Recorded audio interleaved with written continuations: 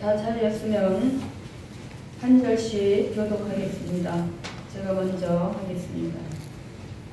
여호수아가 아침에 일찍 일어나서 이스라엘 사람들로 더불어 시딤에서 떠나 요단에 이르러서는 건너지 아니하고 거기서 유숙하니라. 백성에게 명하여 가로되 너희는 레위 사람 제사장들이 너희 하나님 야훼의 언약궤 매는 것을 보거든 너희 곳을 떠나 그 뒤를 쫓으라. 하나님과 그 성도가 2000규빗쯤 되게 하고 우리 앞에 너희 할 길을 알고 너희가 이전에 이 길을 지나보지 못하였습니다. 여호수아가 또 백성에게 이르되 너희는 스스로 성결케 하라. 야훼께서 내일 너희 가운데 기사를 행하시리라. 여호수아가 또 제사장들에게 이르되 언약궤를 메고 백성 앞서 오너라. 언약궤를 메고 백성 앞서 오너라. 야훼께서 여호수아에게 이르시되 내가 오늘부터 시작하여 너를 온 이스라엘의 목전에서 크게 하여 내가 모세와 함께 있던 것 같이 너와 함께 있는 것을 그들로 알게 하리라. 언약궤를 맨 제사장들에게 명하여 이르기를 너희가 요단 물가에 이르거든 요단에 들어가라.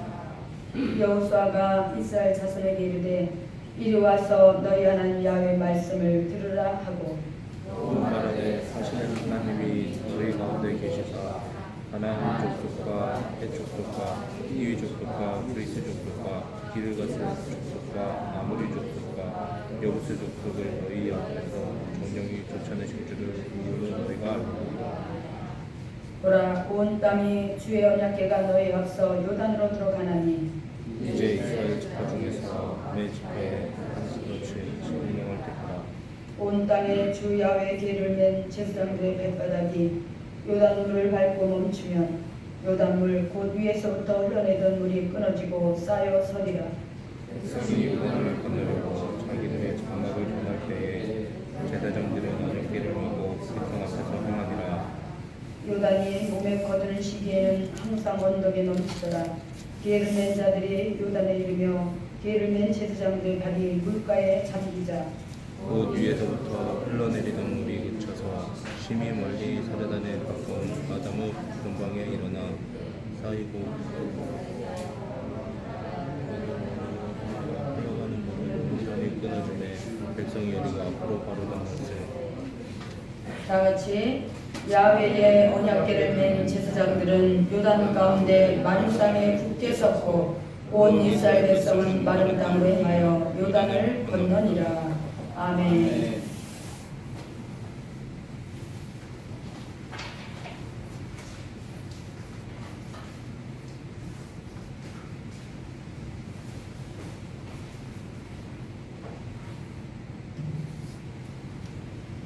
할렐루야. 좋으신 하나님 감사합니다. 아버지 하나님 주일 5일 동안도 하나님께서 저희들 눈동자를 지켜가시고 난 세상 가운데 그와 같이 버려두지 않으시고 하나님의 귀하고 된 전으로 불러주신 은혜 고맙고 감사를 드립니다.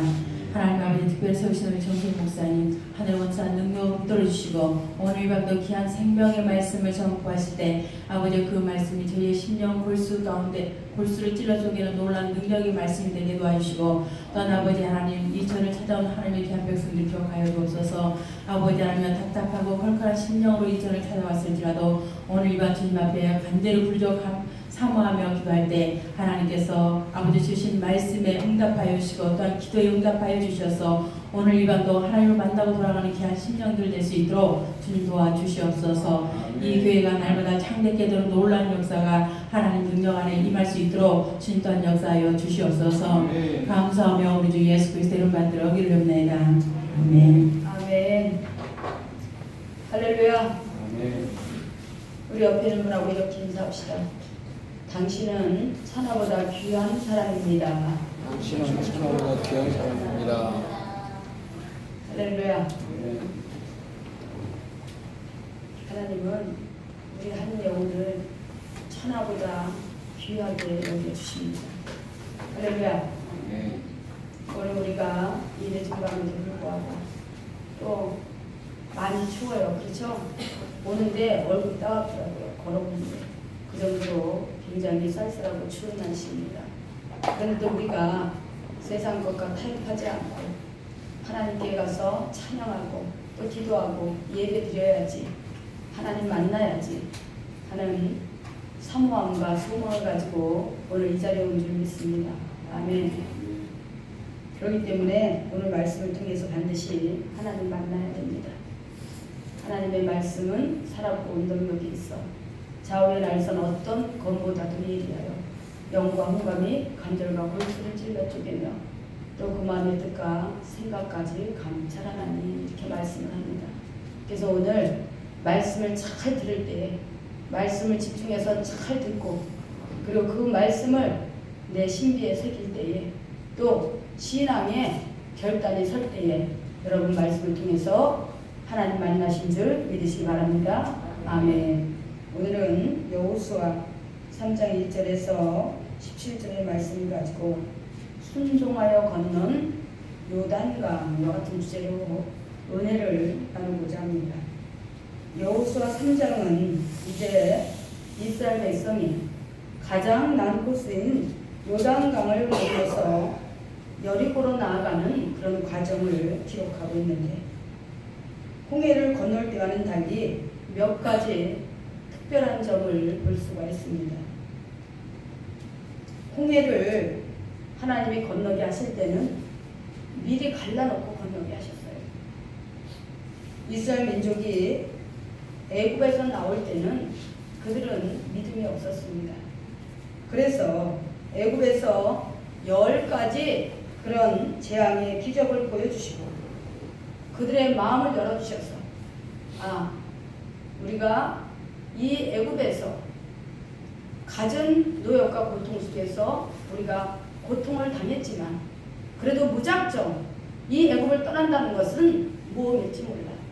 어쩌면 큰 낭패를 당할 수 있는 일일지도 몰라. 이렇게 설렘 반 두려움 반 그런 마음을 가졌지만 하나님께서 10가지 재앙을 통해서 바로 애굽의 모든 우상을 징계하시고 그리고 살아계신 그 하나님을 그 영적인 기적을 통해서 보여주실 때 그들은 결단할 수 있었습니다. 그런데 그들에게 믿음이 있는 것은 아니었어요. 즉 모세가 영적 리더가 되어서 그들을 촉구하고 그들을 인도하자. 그래 우리가 모세를 따라가면 설마 죽게 하겠어? 따라가보자. 그리고 그들이 따라 나섰는데 바로 이제 얼마 안 돼서 애굽을 빠져나온 지 얼마 안 돼서 뭐가 있어요? 바로 홍해의 강이 가로막혀 있었다는 것입니다. 지금은 그곳이 발목 정도 잠길 수 있는 그런 그냥 바작바작하는 그런 냇물이지만 그때 당시는 바다였어요. 거대한 바다가 푸른 물이 넘실거리고 집더미 같은 파도가 삼킬듯이 몰려오고 그런 상황에서 그들이 그 홍해를 건너서 광야로 들어간다는 것은 기적 같은 일이고 꿈 같은 일이었습니다.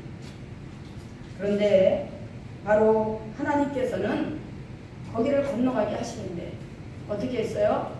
그들 보고 무작정 믿음으로 건너라고 하지 않으셨다는 것입니다. 왜? 그들은 믿음이 없기 때문에 갑자기 믿음이 생길 수는 없는 거잖아요. 그렇죠? 그래서 하나님께서 말씀을 하시는데 출애굽기 14장 14절에 보니까 그렇게 말씀합니다. 야훼께서 너희를 위하여 싸우시리니 너희는 가만히 있을지어다. 할렐루야. 야훼께서 이스라엘 백성을 대신해서 싸우신다고 너희는 가만히 있으라는 거예요. 그리고 하나님께서 바로 그 홍해를 갖다가 반으로 갈라서 이제 양쪽으로다가 물이 다 갈라져 가지고 물벽이 세워지고 물기둥이 세워지고 그리고 가운데로는 마른 땅이 드러나자 이스라엘 백성이 안심하고 그 홍해강을 건널 수가 있었다는 것입니다. 할렐루야. 마찬가지로 세상 가운데서 처음 교회로 나올 때는 하나님께서 믿음이 없기 때문에 여러 가지 영적인 체험과 아울러서 은혜를 많이 주시는 것을 볼 수가 있습니다. 하나님이 누구인지 제대로 알지도 못하는 그런 상태에서 기도하면 하나님이 응답하신다니까. 할렐루야. 응? 하나님께 기도해서 응답받는 경우가 종종 있습니다. 왜냐하면 하나님이 믿음이 없는 성도를 믿음을 키워주시기 위해서, 할렐루야, 믿음의 그릇을 확장시켜 주시려고 작은 일에서부터 큰 일에 이르기까지 기도하면 하나님이 즉시 응답을 해 주시는 것입니다. 바로 하나님께서는 믿음이 없는 그런 사람들을 세상 가운데서 다 불러오셔서 교회 공동체로다가 모이게 하시고 그곳에서 바로 믿음의 백성으로 하나님의 자녀답게 양육하고 교육하고 훈련하기 위해서 이끌어 내시는 것입니다. 그런데 믿음이 있어서 온 것은 아니라는 것입니다. 하나님의 초청으로 하나님께서 많은 사람을 부르실 때에 어떤 자격이 있는지 하나님 앞에 나올 수 있는 어떤 조건을 갖췄는지 보지 않으셨다는 거예요. 남녀노이를 불문하고 국적과 종족을 초월해서 영혼을 가진 존재라면 바로 하나님께서 너도 오고 너도 와라 차별하지 않으시고 누구나에게 동일하게 보편적인 구원의 은혜를 허락해 주셨다는 것입니다. 그래서 나올 수가 있었던 거예요. 여러분이 믿음이 있어서 하나님 앞에 온 거 아니라는 것입니다. 그래서 그렇게 교회 안으로 들어와서 이제 하나님께서 정말 믿음의 반석에 세우시기 위해서 이 교회 공동체 안에서 훈련을 시키는 거예요. 누가 과연 알곡이 될 것인가? 누가 가라지가 되어서 끝까지 하나님의 구원의 바늘에 오르지 못하고 실족할 것인가? 바로 이스라엘 백성이 그 수백만 대군이 모세를 중심으로 해서 그렇게 강렬을 향해 나올 때 그들은 믿음이 없었다는 것입니다.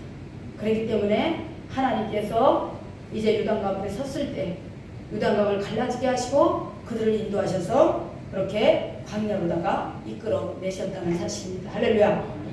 그런데 이제 두 번째 보면은 요단강을 건널 때는 하나님이 그 홍해의 강처럼 미리 갈라놓지 않으시고 믿음으로 건너게 하셨다는 사실입니다. 왜 그랬을까요?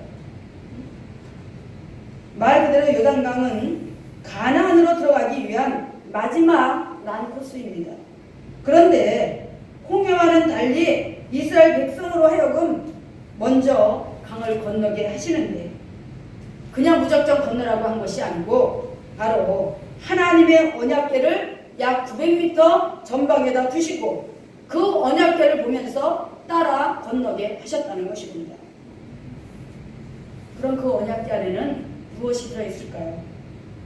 만나를 담은 금 항아리가 들어있고 아론의 쌍난 지팡이가 들어있고 그리고 언약의 비석들이 들어있습니다. 이 언약의 비석들은 뭘 말하느냐? 바로 출애굽기 32장에 보면은 모세가 시내산에 올라가서 하나님의 십계명을 받을 때 그 산 아래에서 어떤 일이 벌어졌어요? 바로 아론이 금송아지를 만들어서 금송아지에게 절하고 금송아지를 경배하며 춤을 추고 찬양하는 그런 일이 벌어졌습니다. 그래서 그 일로 인해서 이스라엘 민족이 3,000명이 죽었어요. 다시 말해서 하나님의 말씀에 불순종을 하고 하나님을 섬기지 않고 우상을 섬기는 자의 결말이 어떠한지 바로 그때 일어났던 그 일들을 기록하는 그 비석을 교훈을 삼고 경계를 삼게 하기 위해서 그 비석들을 바로 어디다 넣어뒀다? 언약궤 안에다 넣어두었다는 것입니다. 그래서 이제 그 언약궤가 약 900m 전방에서 가면서 바로 이스라엘 민족이 따라가는데 무조건 그냥 따라가는 게 아니라 몸과 마음을 아주 성결케 하고 그렇게 건너가라고 말씀을 합니다. 이 모든 것들이 무엇을 의미하는가? 우리가 홍해를 건너는 과정이 교회에 처음 나오는 과정이라면 이제 요단을 건너는 과정은 교회 생활을 마치고 안식에 들어가는 과정입니다. 할렐루야. 할렐루야. 그러므로 성결케 하라는 것은 죄악되고 허물 많은 그런 상태로는 결코 안식에 들어갈 수 없다는 사실입니다.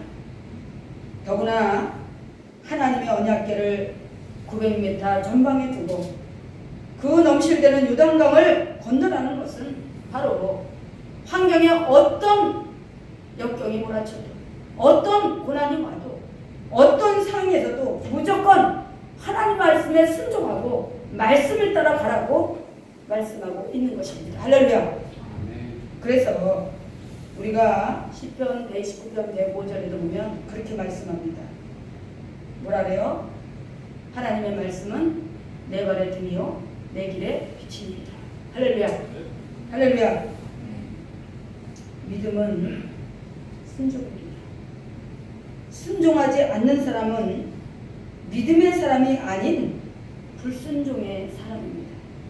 다시 말해서 순종하지 않는 사람은 결코 안식에 천국에 들어갈 수 없다는 것입니다. 히브리서 3장 18절에서 19절에 보면 이렇게 말씀합니다. 누구에게 맹세하사 그의 안식에 들어오지 못하리라 하셨느냐 곧 순종치 아니하던 자에게가 아니냐 이러보건대 저희가 믿지 아니함으로 능히 들어가지 못한 것이라. 또 유다서 4장 1절에 보면 주께서 백성을 애굽에서 구원하여 내시고 후에 믿지 아니하는 자들을 멸하셨으며 애굽에서 세상 가운데서 이끌어 들이셨지만 교회 공동체 안에서 믿음으로 순종하지 아니한 자들은 어떻게 하셨다? 멸하셨다고 말씀하고 있습니다. 또 히브리서 4장 1절에 보니까 그러므로 우리는 두려워할지니 그의 안식에 들어갈 약속이 남아 있을지라도 너희 중에 혹 미치지 못할 자가 있을까 하니라. 하나님은 보편적인 초청을 통해서 모든 자들을 다 차별 없이 교회 공동체 안으로 즉 광야교회로 불러들이셨습니다. 그런데 그 광야교회 과정을 통해서 하나님의 말씀에 온전히 순종하지 않는 자들은 하나님의 제2차 선택에서 어떻게 해요? 탈락한다는 거예요. 우리가 신앙생활을 한다는 것은 바로 순종하는 것입니다.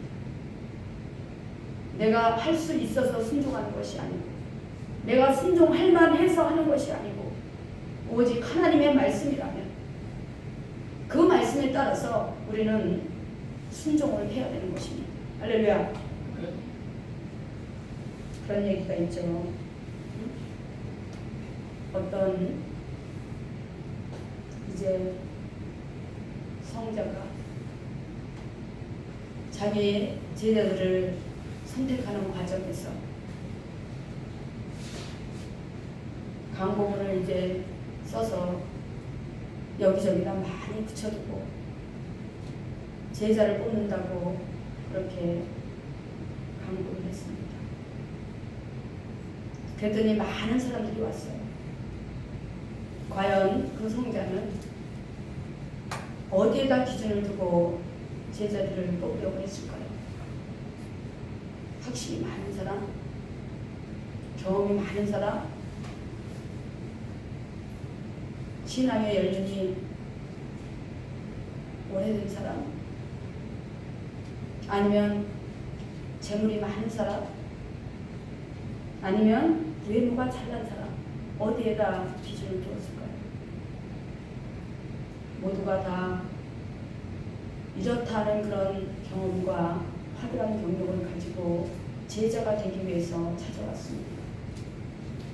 그런데 제자를 뽑는 과정에서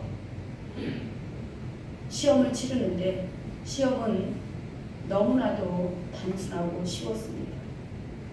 어떻게 보면 이해가 되지 않는 그런 엉뚱한 그런 시험이었습니다. 그 성자는 제자들에게 그렇게 말했습니다. 잎사귀가 달린 무를 하나씩 전부 나눠주고 그리고 앞에 밭에 나가서 그것을 거꾸로 심으라고 그렇게 말했습니다.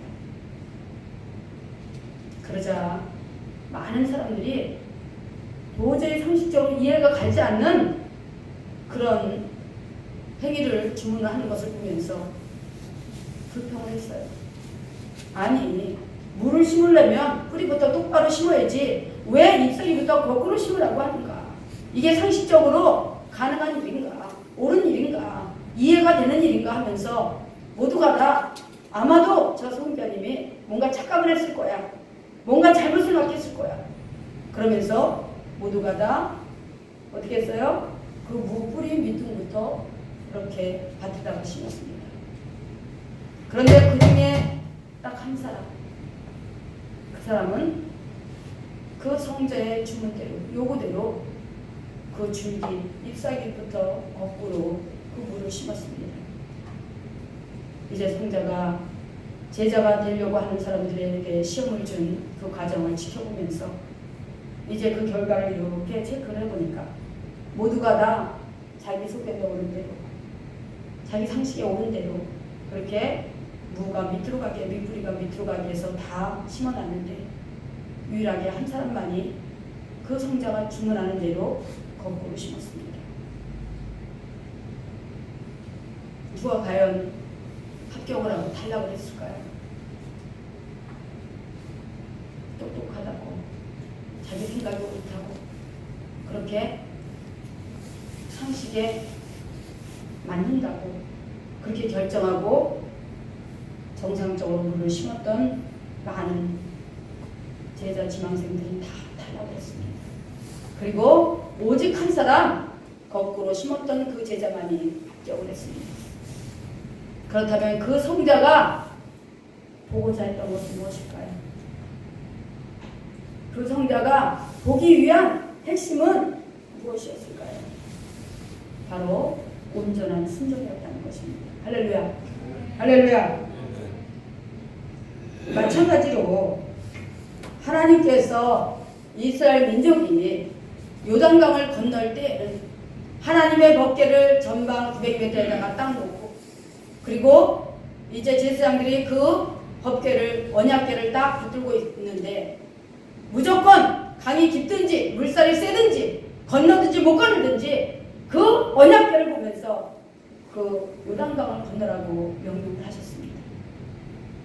이것은 오직 말씀에 순종해서 저 천성을 향해 나아가는 십자가를 향해 나아가는 믿음의 공동체가 혼연일체가 되어서 나아가는 온전한 순종을 보기 위함이었던 것입니다. 할렐루야. 네.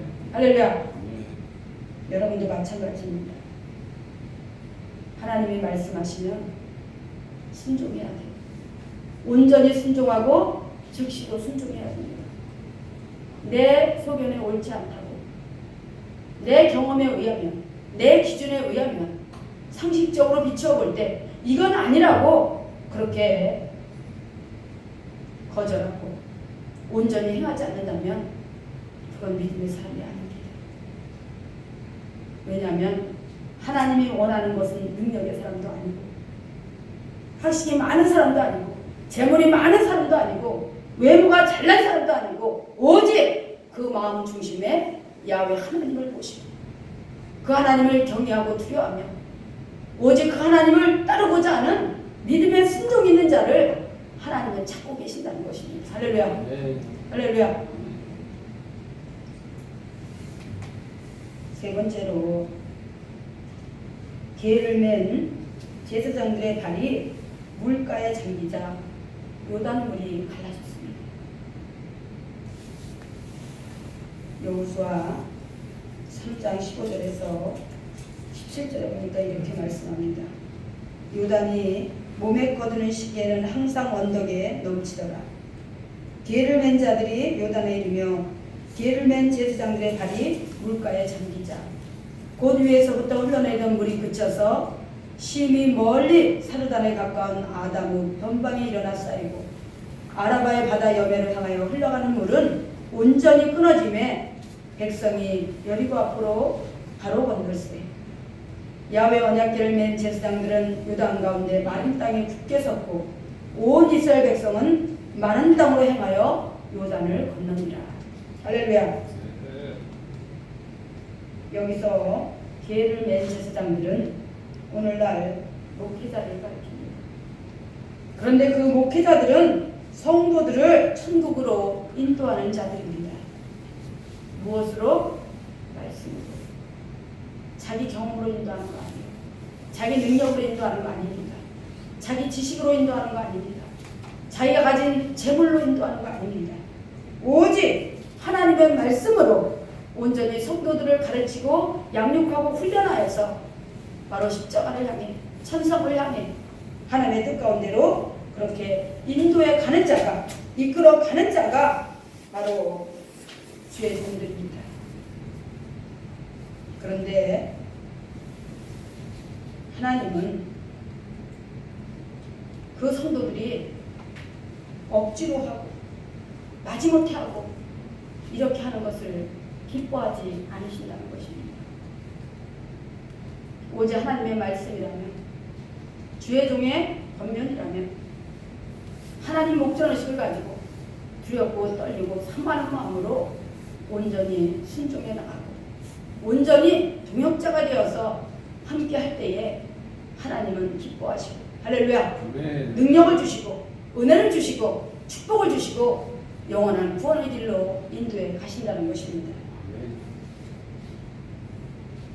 그러면 왜 주의 종의 말에 순종을 해야 되는가? 왜 주의 종의 목회 마인드에 함께 동참하고 동역해야 하는가? 주의 종은 하나님이 불러서 세운 차출병이기 때문입니다. 그러나 오늘날 기독교가 정착을 하고 주의 종에 대한 선망도가 높아지자 많은 지연병들이 생겨나고 지금 이 시대는 목회자로 넘쳐납니다. 1년에 목회 지망생들이 몇천 명, 몇만 명씩 쏟아져 나옵니다. 그럼 그 사람들이 다 어디로 갔을까요? 그 사람들이 다 하나님이 부르시는 차출병일까요? 아니에요. 거의 70% 이상은 지원병이라는 사실입니다. 지원병. 중요한 것은 하나님이 세운 종이라면 어떤 경우에도 사명을 포기하지 않는다는 것입니다. 가난해도 병들어도 힘들고 고통스러워도 그 길을 간다는 것입니다. 언제까지? 하나님이 정하신 그날까지, 마지막 주님 앞에 서는 그날까지 세상 말로 유종의 미를 거두기 위해서, 성경으로는 합력하여 선을 이루기 위해서, 할렐루야, 그렇게 십자가를 향해 나아간다는 것입니다. 그런데 바로 성도가 교회 생활을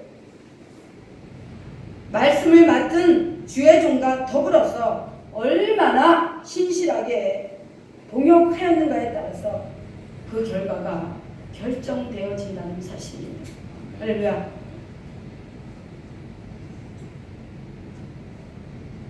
하나님은 질서의 하나님이십니다. 하나님 대신에 주의 종을 세우고 주의 종으로 하여금 하나님의 백성들을 가르치고 양육하게 하시는 것입니다. 그리고 가르치고 양육하는 그 가정 가운데서 하나님은 주의 종만의 특권으로다가 영권을 주시고 지혜를 주셔서 믿음의 공동체, 즉 교회를 세워나가게 하시는 것입니다. 그러므로 진정으로 하나님을 주하고 경외하는 자들은 주의 종을 통해서 하나님의 뜻을 깨닫고 볼 수 있어야 한다는 것입니다. 할렐루야. 할렐루야. 그리고 적극적으로 주의 종의 목회 마인드에 동참하여서 함께 기도하고 전도하며 교회를 세우고 확장시켜 나갈 때 이 땅에서도 크게 잘 되고, 그리고 주의 종과 함께 천국으로 들어가는 그 대열에 당당하게 서게 되는 것입니다. 할렐루야. 제가 언젠가 그런 얘기를 했죠. 한 2번 정도는 했을 것 같아요. 근데 이 시간에 제가 한 번 더 하기를 원합니다. 제가 하나님 앞에 기도를 하다가 이제 그날 밤에 와서 꿈을 꿨어요. 그랬는데 정말 장감성을 초월해서 교파를 초월해서 모든 교회와 모든 주의 종과 모든 성도들이 한자리에 다 모였습니다. 그런데 우리나라 목회자들과 성도들만 모인 것이 아니라 세계 모든 교회에 목회자와 성도들이 다 모였어요. 저 서양 사람들, 동양 사람들, 유럽 사람들 다 모였어요. 그랬는데 하나님이 그 모인 사람들 앞에다가 금을 다 걸었어요. 그 금이 뭐냐면은 생명줄이라고 하죠. 생명의 금이라고 말씀하시더라고요. 그런데 그 금을 받는 자의 점수가 10점이에요. 10점 만점에서 10점이에요. 그런데 우리는 10점이면 그 점수가 얼마나 될까? 그런데 정말 그 1점 1점은 굉장히 큰 점수고 그 점수가 모자라느냐 차느냐에 따라서 내가 생명선에서 탈락하느냐 아니면 생명선에 들어가느냐 그 문제가 죽느냐 사느냐 문제가 달려 있었던 것입니다.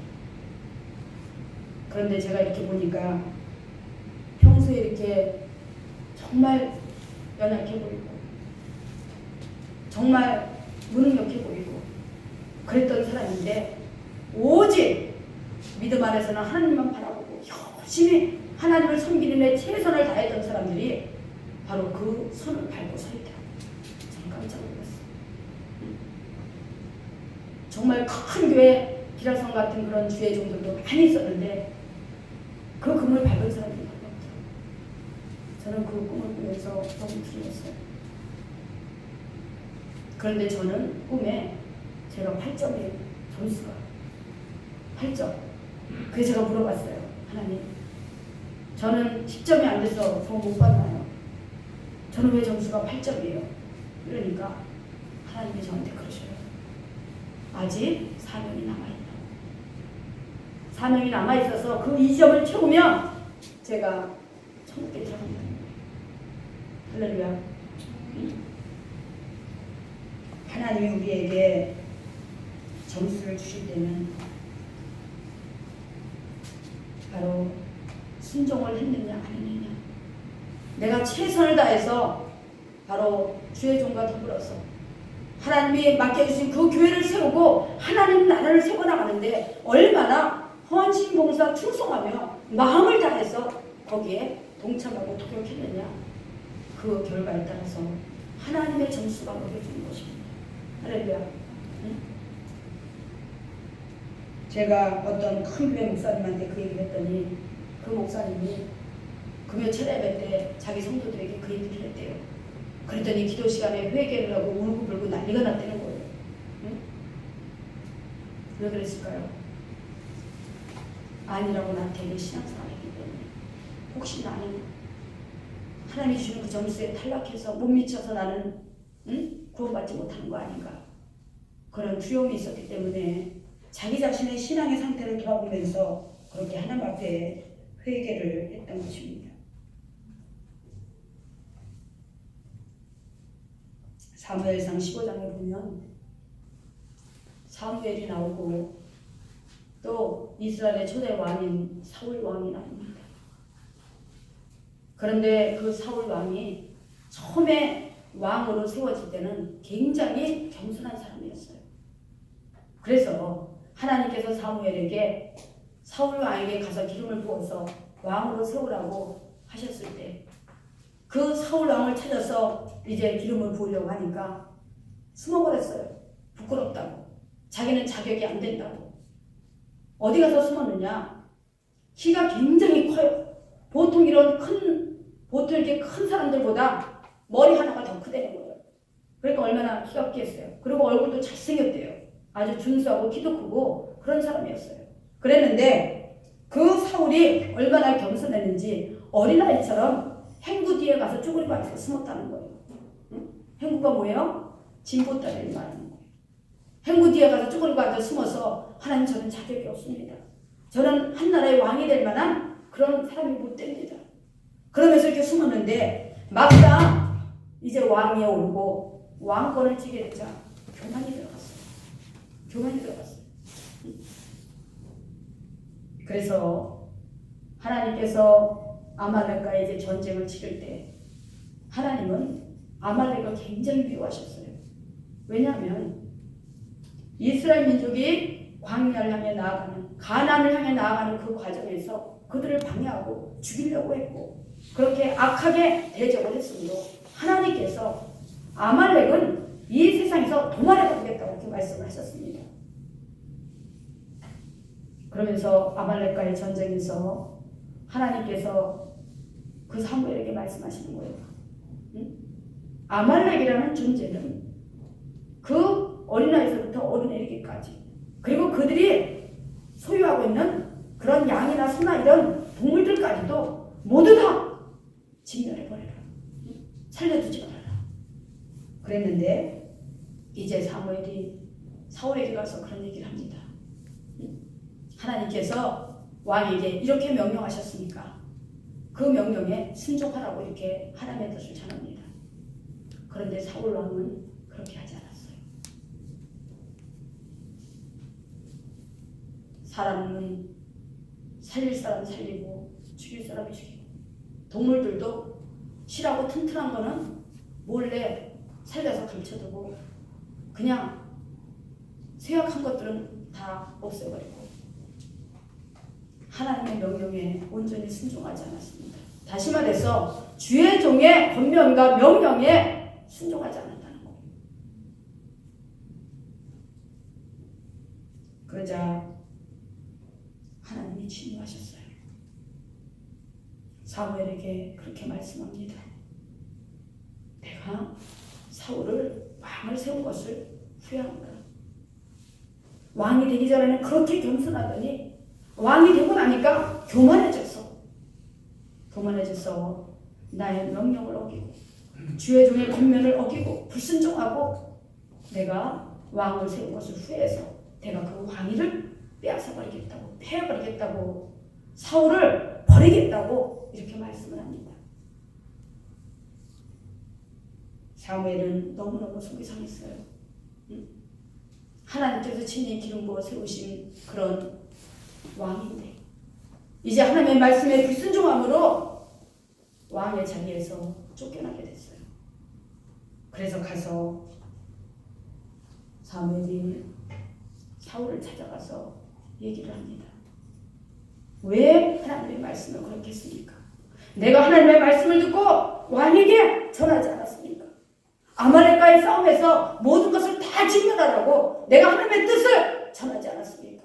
그런데 왜 순종하지 않고 왕의 뜻대로 행했습니까? 이렇게 얘기를 하니까 뭐라 그래요? 그게 아니고 내가 그 짐승들도 탐나서 그런 것이 아니고 그 아말렉의 왕이었던 아각도 내가 좋아서 그냥 살려둔 거 아니고 그냥 다 생각이 있어 살려둔 것이다. 그리고 그 동물들도 내가 한쪽에다가 이렇게 신한 동물들을 갖다가 구별해서 죽이지 않고 내가 모아놨던 것은 하나님 앞에 제사 드릴 때 쓰려고 내가 그렇게 내가 구별해 놓은 것이다. 이렇게 변명을 하고 거짓말까지 합니다. 그러자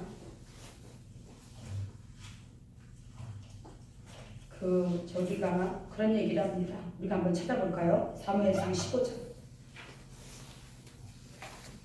페이지 수는 구약에 432면이나 433면에 있습니다. 사무엘상 15장